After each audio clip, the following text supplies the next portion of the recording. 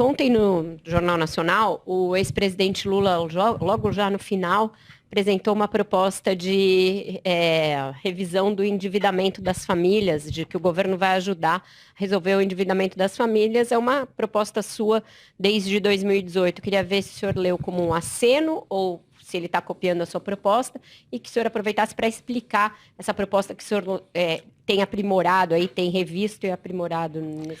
É uma cópia que eu gosto que se faça, porque as minhas ideias, elas não são minhas, eu estou recolhendo na realidade do povo.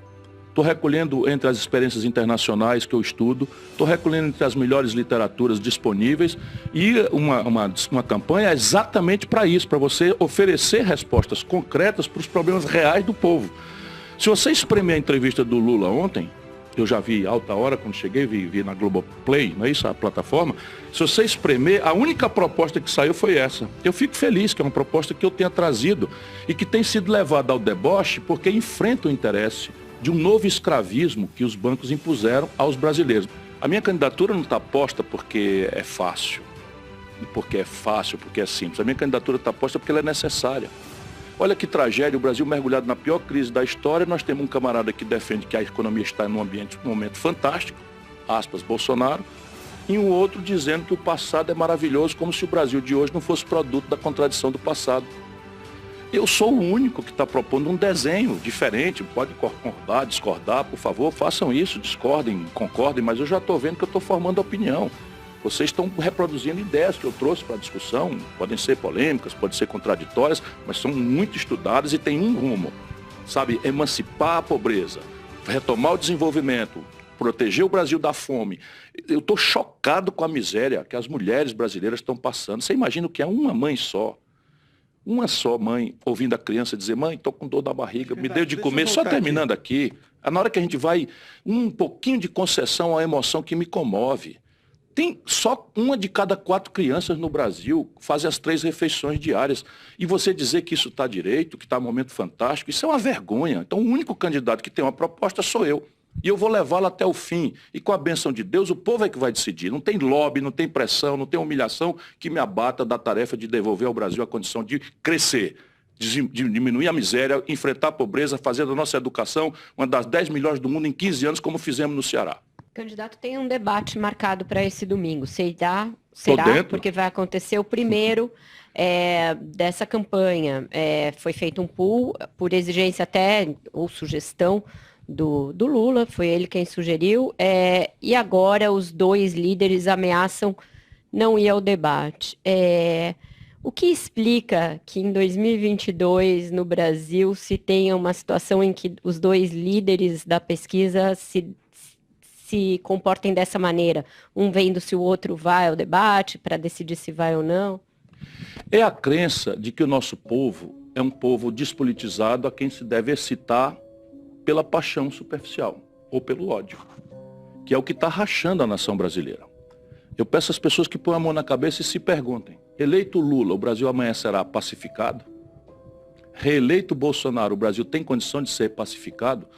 Isso é uma armadilha terrível. Terrível mesmo, eu sei muito bem o que eu estou falando, eu amo o Brasil, estou agarrado na luta de construção do nosso país há 42 anos, sabe, sou limpo, sou honrado, nunca tenho um processo sequer na vida, saí pela porta da frente como administrador de muito êxito, estou só apresentando o meu currículo aqui e acho que as pessoas podem ponderar o que eu estou falando. Quando você não vai a um debate, o que você está dizendo ao eleitor?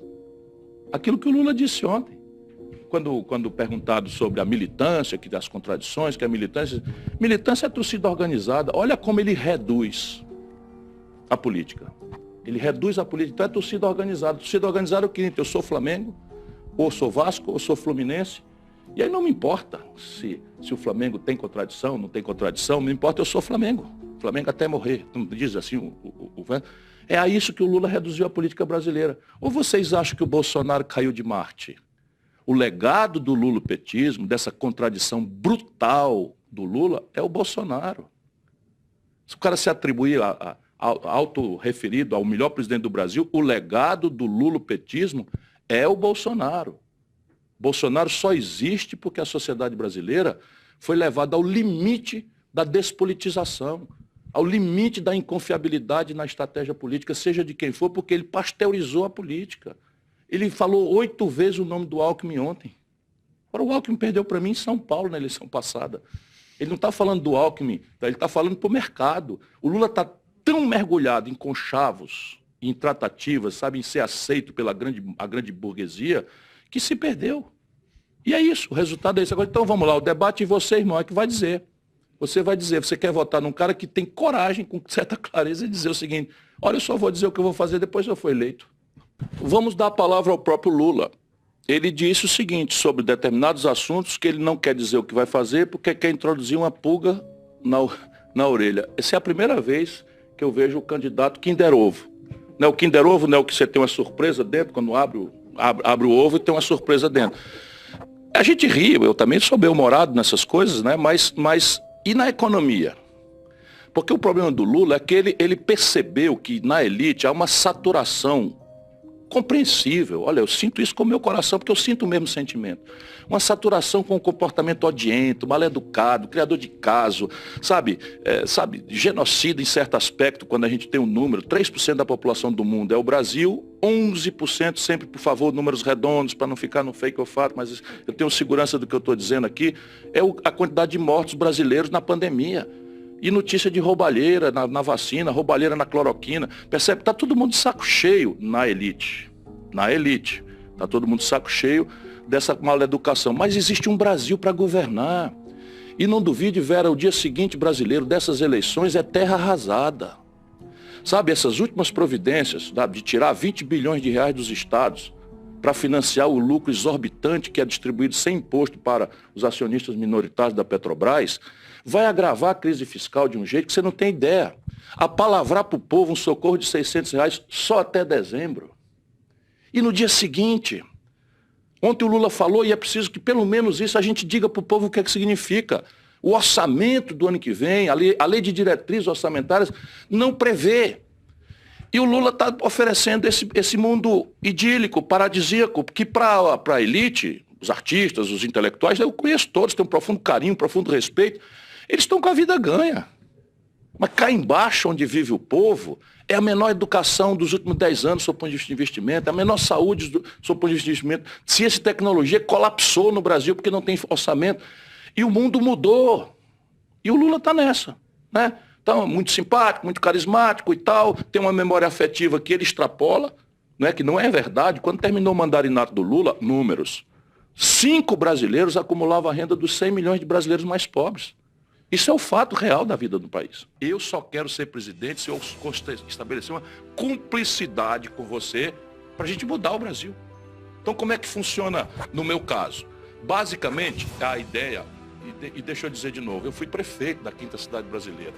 Peguei a cidade, 3 administrações de funcionalismo atrasado, 3 meses. Em 3 meses eu paguei os 3 meses da minha responsabilidade e os 3 meses atrasados. Porque eu fui lá e fiz o que tinha que fazer.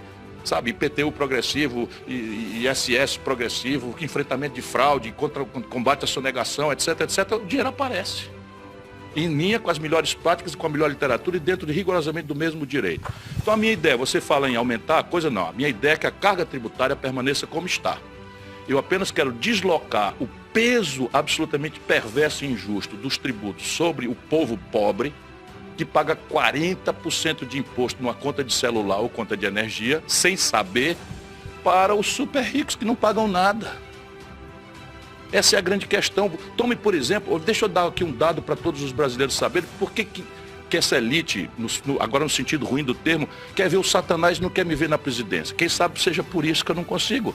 Porque o IPTU, o Imposto Predial, de São Paulo por mês, um IPTU de São Paulo por mês equivale ao que o Brasil rural arrecada de imposto territorial rural por ano. O que justifica que o imposto territorial rural das grandes latifúndios do Brasil inteiro, um agronegócio extremamente competitivo, respeitabilíssimo, paga de imposto territorial rural menos do que o IPTU de São Paulo por mês? O Brasil, tendo só 5 bancos, tem 4 dos 10 bancos mais lucrativos do planeta Terra. Uma economia que está há 11 anos em estagnação econômica trágica, uma economia paupérrima, uma economia subdesenvolvida, não tem nenhum banco inglês. Não tem nenhum banco chinês, nem um japonês, nem um italiano, nem um alemão. 4 bancos brasileiros estão entre os 10 mais lucrativos do mundo. Eu sei onde eu estou pisando. O que não é mais razoável é que o Brasil não venha em socorro da população. 10 mais lucrativos do mundo. Eu sei onde eu estou pisando. O que não é mais razoável é que o Brasil não venha em socorro da população. Qualquer brasileiro que fez um financiamento imobiliário no Brasil sabe da aberração que é você fazer um contrato de 1.000 para comprar uma casa, paga 3.000 e fica devendo 5.000. Isso não é possível, isso é uma nova escravidão que eu quero acabar no Brasil. Poderia compensar com elevação de juros em outras linhas, por exemplo? Claro que não. Por quê? Porque tudo que eu estou propondo obedece a um projeto holista, sistêmico. A taxa de juros no Brasil é exorbitantemente alta por 2 razões. Uma eu resolvo no curto prazo, a outra no médio prazo. Curto prazo, descartelizar o sistema. Agravar a competição. É assim, se os donos de padaria, sabe, de Belo Horizonte, se juntarem todos e combinarem, não tem mais concorrência. Isso é o maior câncer que pode matar o capitalismo, é o fim da concorrência, que é o que está acontecendo no sistema financeiro brasileiro. Felizmente, nós temos o Banco do Brasil e a Caixa. Se eu tiro os dois do cartel, imediatamente, ganhando dinheiro, o Banco do Brasil e a Caixa vão aumentar a share e vai forçar uma concorrência. Mas eu vou aprofundar as fintechs, aprofundar, enfim, o crédito cooperativo, vou aprofundar uma série de ferramentas para animar a competição no mercado financeiro brasileiro. Isso se faz no relativo curto prazo. No longo prazo, temos que conceder que a razão estratégica dos juros brasileiros serem muito altos é a voraz demanda do Estado Nacional Brasileiro por crédito. Então eu estou com uma proposta de reforma fiscal que é a única disponível. Claro que esse é um assunto, por exemplo, o Lula passa 40 minutos no Jornal Nacional, não menciona nada disso e tem coragem de oferecer um universo, que ele é charmosíssimo e tal, todo mundo vai ter picanha e cerveja, todo mundo que está ferrado, passando fome e querendo ser alimentado espiritualmente com esperança, gosta de ouvir isso, mas isso é mentira. Então a única reforma das contas do governo para dar consistência e dizer de onde vem o dinheiro para financiar a retomada do desenvolvimento, qualificar a educação, qualificar a saúde e ir em direção a retomar o investimento sem o que não tem emprego, nem espaço para salário, nem ganho de produtividade, é a única que está disponível, é a minha.